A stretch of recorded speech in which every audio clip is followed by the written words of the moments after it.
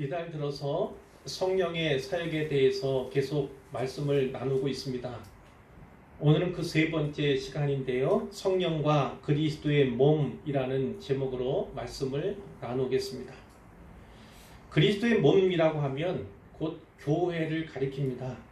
에베소서 1장 23절에 교회는 그의 몸이니 교회는 그리스도의 몸이다 이렇게 분명하게 말씀하고 있고, 그래서 우리가 흔히 그리스도의 몸된 교회 이렇게 이야기를 하죠.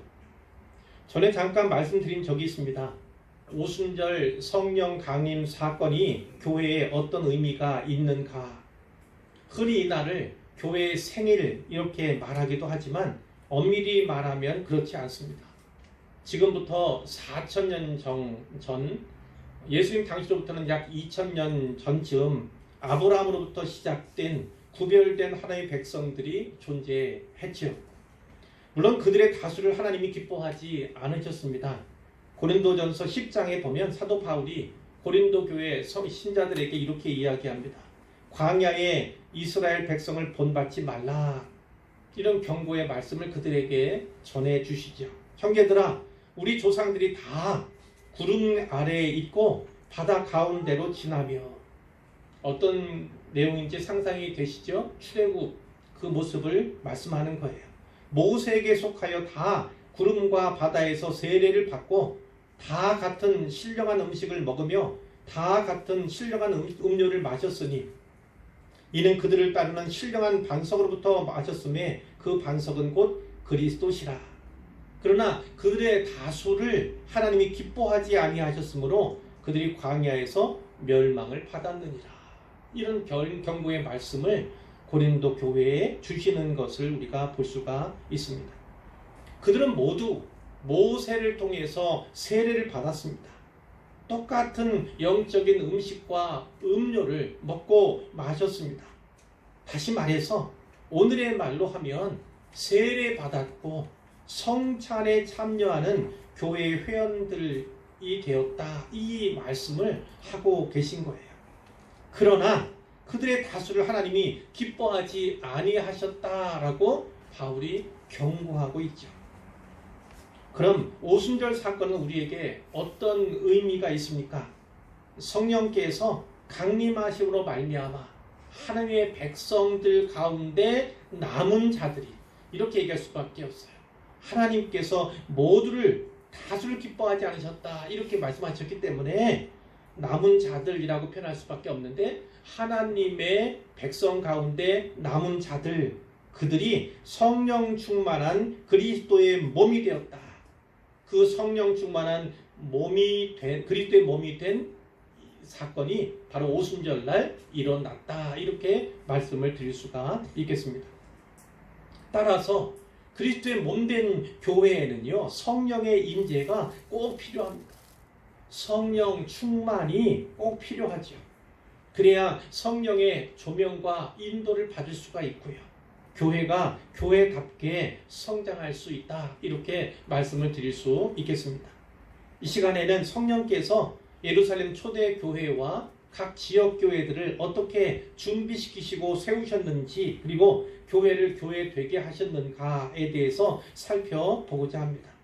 성령께서 그리스도의 몸된 교회를 다루시는 그 일하시는 원리, 그것은 그때나 오늘이나 동일하다, 이렇게 말씀을 드릴 수가 있겠는데요. 그러므로 이 말씀을 통해서 성도 모두가 은혜와 도전 받을 수 있었으면 좋겠습니다. 그러기를 소망합니다. 첫째로, 성령께서는 교회를 교회되게 하는 지표로 교회에 코이노니아를 허락하셨다는 겁니다. 성령께서는 교회에 코이노니아를 허락하셨다.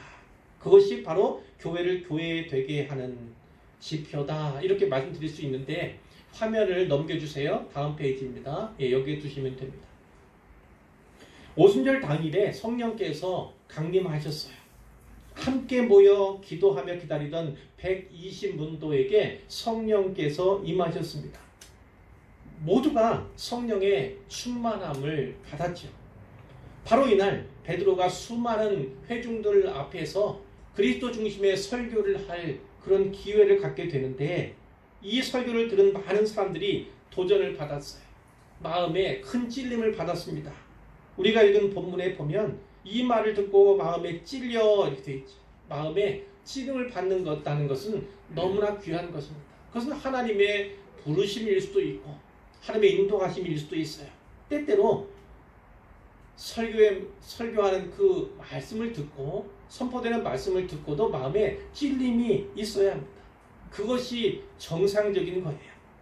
이 찔림을 받은 사람들이 베드로와 사도들에게 물었습니다. 형제들아, 우리가 어찌할꼬? 우리가 어찌해야 하는가? 이렇게 물었죠. 베드로의 대답은 명쾌했습니다. 너희가 회개하여 각각입니다. 예수 그리스도의 이름으로 세례를 받고 죄사함을 받으라. 그리하면 성령의 선물을 받으리니, 이것은 성령을 선물로 받으리니 이렇게도 번역되는 말씀이에요.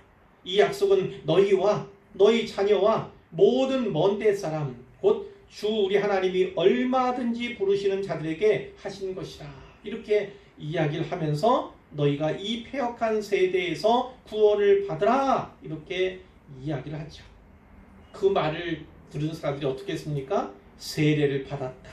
그날의 신도의 수가 3,000명이 더해졌다. 이렇게 성경이 기록하고 있습니다. 회개하여 세례 받고 성령을 선물로 받아 새롭게 신자가 된 이들의 모습이 성경에 어떻게 나타나고 있습니까? 42절 말씀을 같이 읽겠습니다. 42절 말씀이요. 그들이 사도의 가르침을 받아 서로 교제하고 떡을 떼며 오로지 기도하기를 힘쓰니라. 아멘. 우리 성경에는 우리말 번역에는 오로지 기도하기를 힘쓰니라 이렇게 되어 있지만 사실은 꼭 그렇지 않아요. 좀 더 자세하게 푼다면 이렇습니다. 그들은 오로지 힘썼다. 그런데 4가지 일에 힘썼다는 것을 말하고 있어요. 먼저는 사도의 가르침을 받게 힘썼습니다. 사도의 가르침을 받게 힘썼다. 곧 초대교회는 배우는 교회라는 거예요. 3,000명의 사람들이 편입되어 있지 않습니까? 새로 가입되지 않습니까? 그들이 배우는데 힘썼다는 것입니다. 두 번째로는요, 서로 교제하는 일에 힘썼다. 이렇게 볼 수가 있어요. 세 번째는 떡을 떼는 데도 힘썼습니다. 이 떡이라는 것은 성경의 애찬을 말할 수도 있어요. 성도들 간의 교제를 위해서 식타의 교제를 이야기할 수 있고 또 성만찬도 이야기할 수 있는데 뒤에 기도하기를 힘썼다 내용, 두 내용을 합하게 되면 결국은 이 예배로서 볼 수가 있다. 이렇게 말씀을 드릴 수 있겠어요. 성만찬과 기도, 이 기도는 개인적인 기도가 아니라 기도회를 의미하는 것입니다. 이것을 통해서 이 초대교회는 예배하는 교회였다. 그것을 볼 수가 있고, 그리고 7절 말씀 참조한다면 이 초대교회는 전도하는 교회였다라는 것을 우리로 하여금 알게 해주는 거죠. 오늘의 교회 사역도 마땅히 이러해야 합니다. 모든 사역에 힘을 써야 한다. 힘을 내야 한다. 이렇게 말씀드릴 수가 있겠어요. 이 사역들 가운데 오늘 우리는 서로 교제하고 영어는 to the fellowship 이렇게 되어 있어요. 이렇게 번역된 헬라어 단어 코이노니아, 이 코이노니아를 주목하고자 합니다. 그런데 이 코이노니아라고 하는 단어는 복음서에는 나오지 않아요. 누가가 예루살렘 교회에 대해서 묘사하고 있는 오늘 본문 42절에 처음 나오죠. 우리는 이렇게 이해할 수 있습니다. 성령께서 오시기 전까지는, 강림하시기 전까지는 코이노니아가 없었다는 거예요. 이렇게도 이해할 수 있습니다. 이 코이노니아야말로 성령의 임재를 증명하는 것이다. 교회를 교회답게 만드는 것이다. 이렇게 우리가 이해할 수 있어요. 이 용어는요, 교회에 대해서 2가지 사실을 우리에게 증거해 줍니다. 하나는 코이노니아가 우리와 함께 나누어 받은 것. 코이노니아가 우리가 함께 나누어 받은 것을 표현하는 데 사용되고 있다. 이 말씀이에요. 그럼 우리가 함께 나누어 받은 것이 무엇인가? 그것을 봐야겠죠. 사도 요한은 요한일서 1장 3절에서 이렇게 얘기했습니다. 우리의 사귐은 아버지와 성부 하나님이죠. 그의 아들 예수 그리스도와 더불어 누림이라. 누림이라고 번역되어 있지만 사귐과 같습니다. 우리의 사귐은 성부 하나님과의 사귐, 성자 예수님과의 사귐, 이렇게 말씀하고 있는 거예요. 사도 바울은 고린도후서를 마치면서 그 끝절인 13장 13절에서 이렇게 말씀했어요. 주 예수 그리스도의 은혜와 하나님의 사랑과 성령의 교통하심이 너희 무리와 함께 있을지어다. 아멘. 여기 성령의 교통하심 이렇게 되어 있는데요. 이것도 역시 영어로 펠로우십을 말하고 있습니다. 성령과의 교통은 성령과의 교제를 이야기하기도 하고 역시 코이노니아라고 하는 단어가 사용이 되었다는 것입니다. 자, 요약해보면 이겁니다. 코이노니아는 성부와 성자와 성령 하나님을 함께 나누어 받은 것을 의미한다는 거예요. 누굽니까? 바로 교회의 신자들, 성도들, 그리스도인들이 성부, 성자, 성령 하나님을 골고루 함께 나누어 받았다 하는 것을 우리에게 가르쳐주는 단어다라는 것입니다. 다음으로 이 코이노니아는요, 우리가 함께 나누어 주는 것을 의미하기도 합니다. 앞에서는 함께 나누어 받은 것을 말씀드린 것이고 이제 함께 나누어 주는 것을 의미한다, 이렇게 해석할 수 있다는 거예요. 사도 바울은요, 이 코이노니아라고 하는 이 단어, 이 용어를 연보 그러면 구제연금이잖아요. 연보를 가리킬 때도 이 단어를 사용을 했어요. 오늘 본문 44절과 45절 말씀에서도 그 의미를 분명히 알 수가 있는데요. 믿는 사람이 다 함께 있어 모든 물건을 서로 통용하고 또 재산과 소유를 팔아 각 사람의 필요를 따라 나눠주며, 여기에 핵심이 있다는 거예요. 자, 이렇게 했을 때 어떠한 효과가 있었습니까? 4장 34절 35절에 보면 이런 말씀이 있습니다. 그 중에 가난한 사람이 없으니, 왜 가난한 사람이 초대교회에 없었을까? 사실 그 사회에서 살아간다는 것이 쉽지 않았는데 왜 가난한 사람이 없으니 이렇게 얘기했을까? 그 이유를 얘기하죠. 밭과 집 있는 자는 팔아 그 판 것의 값을 가져다가 사도들의 발 앞에 두매 그들이 각 사람의 필요를 따라 나누어 줍니다. 있는 사람들이 공급한 거예요. 자기 재산도 팔고 자기 소유를 팔아서 그것으로 어려운 사람, 가난한 사람들을 도운 겁니다. 그러니까 초대교회는요, 아주 가난한 사람들, 먹고 살기에 힘든 사람들이 없었다, 그것을 말씀하고 있습니다. 여러분, 아나니아와 삽비라 이야기를 아실 겁니다. 그럼 아나니아와 삽비라가 왜 멸망했는가? 왜 멸망했습니까? 그는 자기 밭을 팔았습니다. 판 돈을 이 사도들의 발 앞에 두었습니다. 그런데 그는 멸망했어요. 왜 망했습니까? 그렇게 하지 않았던 것, 자기 것을 내놓지 않고 다른 사람을 돕고자 하지 않았기 때문이 아니에요. 그들이 망한 것은요, 속였기 때문이에요. 속였기 때문에. 집을 팔지 않을 수도 있었고, 밭을 팔지 않을 수도 있었고, 판 돈을 다 제공하지 않아도 되었습니다. 그런데 마치 다 제공하는 것처럼, 감추고 남긴 것이 없는 것처럼 속였기 때문에 그래서 벌을 받은 거예요. 그렇게 이해하시면 되고, 오늘 46절에도 보면 집에서 떡을 떼며 라고 하는 표현이 다시 나와요. 집에서 떡을 떼며, 애찬일 수 있는데 거기 보면 집이 있지 않습니까? 그러니까 모두가 다 집을 판 것은 아니다라는 거예요. 모두가 다 집을 판 것은 아니고 팔았다 한들 또 그것을 다 내놓은 것은 아닐 수 있지만 중요한 건 이거라는 겁니다. 그리스도인의 교제, 이 코이노니아의 핵심은 돌봄에 있다는 겁니다. 돌봄. 어떻게 돌봤습니까? 그리스도인들은 나눔을 통해서 돌봐야 한다, 이렇게 분명히 말씀을 하고 있다, 이렇게 해석할 수가 있어요. 그러니까 이 코이노니아 교제라고 하는 것, 주 안에서의, 성령 안에서의 교제라고 하는 것은 돌봄이 빠지면 안 된다. 그 돌봄을 위해서는 내놓아야 한다, 나누어야 한다, 이것을 분명히 말씀하고 있고, 성령의 임재가 분명했던 이 초대교회는 바로 그 모습을 통해서 그 임재를, 성령의 임재를 스스로 증명해냈다, 이렇게 우리가 해석할 수 있다는 것입니다. 둘째로 성령께서는 교회의 사역을 위해서 목회적 돌봄을 준비하셨어요. 목회적 돌봄. 자, 사도행전 20장 17절 이하에 우리가 잘 아는 말씀이 있습니다. 바울이 밀레도라는 곳에서 에베소에 사람을 보내죠. 에베소 교회의 장로들을 청한 것입니다. 그래서 밀레도에서 만나서 이제 회포도 풀고 그리고 그 가운데서 말씀을 전하게 되는데 20장 28절에 이렇게 말씀하죠. 여러분은 자기를 위하여 또는 온 양떼를 위하여 삼가라. 성령이 그들 가운데 여러분을 감독자로 삼고 하나님이 자기 피로 사신 교회를 보살피게 하셨느니라. 이렇게 말씀하고 있어요.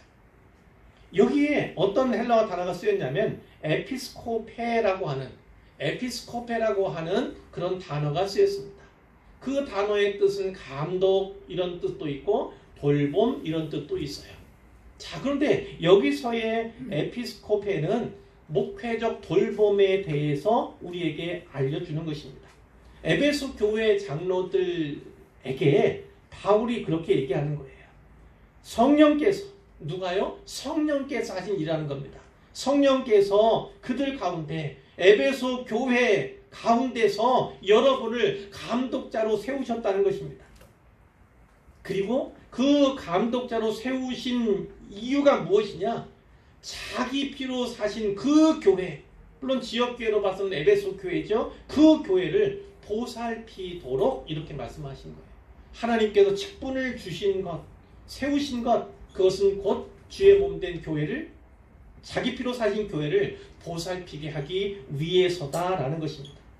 하나님께서는, 우리 특별히 성령님께서는요, 바로 이 목회적인 돌봄을 위해서 이 직분자들을 세우셨고 그들로 하여금 보살피는 역할을 하게 하셨다. 이렇게 말씀하고 있다는 거예요. 오늘날 목사라고 불리고 또 목회자 이렇게 불리지만 그것이 사실은 무척이나 합당한 것입니다. 왜냐하면 여기에 나오듯이 여기에 양떼를 위하여라는 것이 있잖아요. 결국은 목양에 대한 것입니다.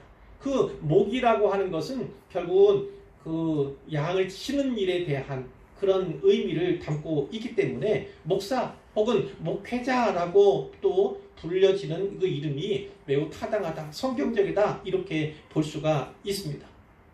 이 당시에 그 장로는 영어로 엘더입니다. 엘더. 나이 많은 사람들, 나이 많은 경험이 있고 지혜가 많은 그런 사람들이 교회의 지도적인 역할을 했기 때문에 엘더라고 이렇게 했지만 우리 장로 교회에서는 이제 프레스비터라고 하는 장로 직분을 기름 부어서 세우도록 이렇게 되어 있죠. 그 장로 가운데 일부가 목사이고 일부가 여기 장로님 계시지만 이 그 다스리는 장로 이렇게 구분이 되어 있다 이렇게 볼 수가 있는데 이 제도 자체도 성령님께서 교회를 위해서 주의 몸된 교회를 위해서 자기 피로 사신 교회를 위해서 준비시키고 예비시키신 하나님의 장치다 이렇게 이해해야 된다는 것입니다. 누가 하셨다고요? 성경에 말씀하신 것처럼 성령께서 하신 일이다 라는 것이고요. 특별히 교회에 특히 이제 가시적인 교회, 비가시적인 교회도 있어요. 가시적이라고 하는 건 눈에 보이는 교회, 우리 교회와 같이 눈에 보이는 교회가 있고 눈에 보이지 않은 비가시적인 교회가 있어요. 그 비가시적인 교회는 이제 영광의 교회, 공교회 이렇게 이야기를 할 수가 있는데 이 눈에 보이는 가시적인 교회에서 사람들을 교회로 편입시키는 받아들이는 그 역할을 누구에게 부여했습니까? 바로 목사, 목회자에게 부여했다는 것입니다. 그를 통해서 세례를 베풀도록 함으로 말미암아 그들을 교회로 편입시키는, 가입시키는 책임을 목사들에게 위임하셨다라는 것을 말씀하고 있는 거죠. 이것이 바로 성령께서 교회를 위해서 교회가 잘 다스려지고 세워져 나가도록 준비하신 특별한 예비요 준비였다. 이것을 말씀드리고자 하는 거예요. 성령께서 하신 일입니다. 세 번째는요. 성령께서는 그리스도의 몸을 세우기 위해서 신자들에게, 이거는 신자들에게요. 그러니까 목사, 목회자, 장로 다 마찬가지로 신자들에게 카리스마타, 이 카리스마타는 영적인 은사들을 말합니다. 이 은사들을 주셨다는 거예요. 자, 이 은사들에 대한 내용들은 특히 바울 서신에 많이 나오고 있어요. 바울 서신에 많이 등장하는 것을 우리가 볼 수 있는데, 예를 든다면 로마서에도요. 로마서의 12장에 보면 이런 말씀이 있습니다. 우리에게 주신 은혜대로 받은 은사가 각각 다르니, 성령께서 우리에게 은사를 주시는데 각각 다르다. 주시는 은혜에 따라서 우리가 받는 은사는 각각 다르다. 이렇게 분명하게 말씀을 하고 있어요. 그것에 대한 내용이 또 고린도전서 12장에 나오는데, 그러나 은사는 여러 가지지만 성령은 같다. 이런 말씀으로 시작을 하세요. 많은 은사를 베풀어 주시지만 그 모든 은사를 주시는 분은 누구시라고요? 성령이시다라고 우리에게 알려주시는 거예요. 어떤 사람에게는 성령으로 말미암아 지혜의 말씀을, 어떤 사람에게는 같은 성령을 따라 지식의 말씀을, 다른 사람에게는 같은 성령으로 믿음을, 어떤 사람에게는 한 성령으로 병 고치는 은사를, 어떤 사람에게는 능력 행함을, 어떤 사람에게는 예언함을, 어떤 사람에게는 영들 분별함을, 어떤 사람에게는 각종 방언 말함을, 어떤 사람에게는 방언들 통역함을 주시나니, 이 모든 일은 같은 한 성령이 행하사 그의 뜻대로 각 사람에게 나누어 주시는 것이니라. 아멘. 이렇게 말씀하고 있습니다. 여기서 주의할 것은요, 가장 먼저 모든 본문입니다. 이 은사를 다루는 모든 서신서들에서 가장 먼저 나오는 것이 무엇이냐면 말씀에 대한 거예요. 그렇기 때문에 모든 은사 가운데 가장 중요한 은사가 무엇이냐면 말씀을 맡은 은사다. 이렇게 분명히 말씀을 하고 있는 것이고, 그 말씀으로 말미암아서 지도를 받을 때 그 나머지 제시되는 그 은사들이 온전하게 하나님의 뜻대로 주신 성령의 의도대로 바르게 사용될 수 있음을 강조하고 있다. 이렇게 볼 수가 있습니다. 그런데 이 은사를 성령께서 각 신자에게 골고루 나누어 주시는 이유가 무엇인가? 그것을 우리가 분명히 알아야 하는 거지요. 에베소서 4장 12절에 보면 이렇게 되어 있습니다. 이는 성도를 온전하게 하여 봉사의 일을 하게 하며 그리스도의 몸을 세우려 하심이라. 이렇게 말씀해요. 물론 특별히 그 앞에 목사와 교사, 역시 목회자에 대한 언급을 그 앞에 두고 있기 때문에 목회자가 해야 할 일이다 이렇게 볼 수도 있지만, 그러나 또 한편 좀 넓은 의미에서 보면 모든 은사들은 다 봉사의 일을 위해서, 특별히 그리스도의 몸, 교회를 세우도록 하기 위해서 우리 성령님께서 우리 신자들 모두에게 주신 것이다. 이렇게도 우리가 해석할 수 있다는 겁니다. 그러니까 교회를 바르게 세워나가는 것, 견고하게 세워나가는 그런 장치와 방법으로서 성령님께서 우리 한 사람 한 사람에게 이 은사들을 허락해 주셨다는 거죠. 물론 여기에 대해서 여기 시간에 은사들에 대해 나눌 생각은 없습니다만, 또 여러분들이 스스로가, 또 여러분들이 볼 때 다른 성도님들을 볼 때 저분은 어떤 은사를 받았구나, 어떤 은사와 가깝구나, 이렇게 아시는 바가, 판단하시는 바가 분명히 있을 거예요. 그러나 중요한 것은 무엇이냐면 거기서 멈춰서는 안 된다는 거예요. 거기서 멈춰서는 안 된다는 것입니다. 고린도전서 12장 31절에 너희는 더욱 큰 은사를 사모하라. 이렇게 말씀하고 있어요. 더욱 큰 은사를 사모하라. 물론 은사 가운데 더 크고 작은 어떤 우열, 그것을 말하는 것은 아닙니다. 자기가 가지고 있는, 자기가 받은 그것에 만족하지 말고 더 이상의 것을 추구하라. 더 이상의 것을 소원하라, 구하라 이런 말씀으로 우리가 받을 수 있죠. 그런 소원을 갖게 되는 것은 어떤 때입니까? 내가 가진 것이 부족을 느낄 때지요. 부족함을 느낄 때. 은사를 주신 것, 이것을 발휘하는 것은 너무나 놀랍고 귀한 일이긴 하지만 그것을 통해서 좀 더 많은 일을, 좀 더 큰 일을 할 때, 특별히 여기서는 그리스도의 몸을 위해서, 주의 몸 된 교회를 위해서 행할 때에 부족을 느끼고 더 큰 은사가 있었으면 하고 바라는 그런 소원을 가져야 한다, 이렇게 말씀하는 것으로 우리가 이해할 수 있습니다. 오늘 말씀은 여기까지예요. 이제 결론인데요. 성령님께서 초대교회로부터 시작해서 그 시대의 각 지역교회들을 어떻게 세우셨는가, 어떻게 교회다움의 지표를 주셨는가, 어떻게 교회들이 견고하게 서가기를 원하셨는가, 그것을 위해 준비하신 방법은 무엇이었는가, 그것을 우리가 살펴보았던 거예요. 첫째는 어떤 것이었습니까? 코이노니아였다는 거예요. 그러나 이 코이노니아는 단순히 삼위일체 하나님과의 교제만 아니라 성도들 간의 교제도 의미하고, 그뿐만 아니라 이 코이노니아는 공통으로 모두가 받은 것이, 함께 받은 것이 있는 자들임을, 또 함께 또 주어야 할 것이 있는 자들임을 말씀한다, 의미한다, 이렇게 우리가 살펴보았습니다. 받은 것이 있으면 드려야 하는 것입니다. 근데 그 드리는 것은 하나님께만 하는 것이 아니라, 수직적인 관계에서만 행하는 것이 아니라 수평적으로 반영이 돼야 한다, 이렇게 말씀을 할 수가 있고 드릴 수가 있고, 특별히는 가난한 자들을 위해서, 또 성도들 가운데 어려운 사람들을 위해서 공급하는 것, 나누는 것, 그것이 있을 때에 성령의 임재가 있는 교회다, 이렇게 볼 수가 있다는 거예요. 성령이 임재하시는가 아닌가 우리가 느낄 수 있습니까?